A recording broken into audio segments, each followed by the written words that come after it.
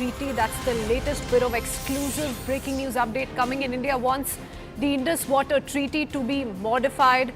A one-sided water treaty since the inception in 1960, and that's an objection being raised by India once again. Let me go across to Anand Narsimhan joining us on the phone line with more. Not the first time India's raised this kind of an objection, Anand, but tell us more about what we've managed to learn.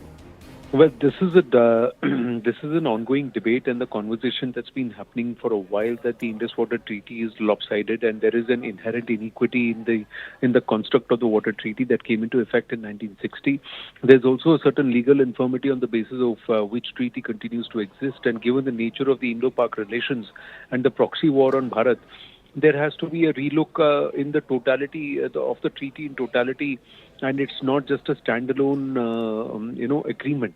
And also that there is a lack of technological capacity in Pakistan, and they're also not being able to use the water properly. So what Bharat wants to do is that this one-sided water treaty needs to be relooked at, and also Bharat wants a certain level of leeway in terms of using the water for developing clean energy. So we have a very big project on one of the Indus rivers on there in that region, and it's been the Kishan Ganga project has been up for a while, and it has gone through many disputes and various roadblocks that have been set there. It's an important aspect for us to get power in that entire region and to also provide the much needed electricity to the people. The other aspect is a lot of these waterways have been used as infiltration routes, and increasingly we are seeing it in the Jammu region that these rivers are being used for nefarious means and not for constructive means. They're being used more as passageways for entry, illegal entry into Bharat, and also pushing terrorists into Bharat.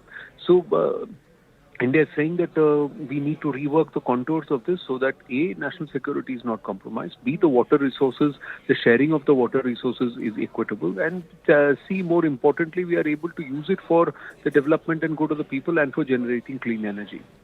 Oh yes, in the past as well, India has raised these concerns, has demanded that Pakistan come to the table to negotiate some of these amendments to the treaty. But Anand, more often than not, we've seen Pakistan not give in to those demands. In fact, has also called it a diversionary tactic on part of India. How do we view the Pakistan position on this?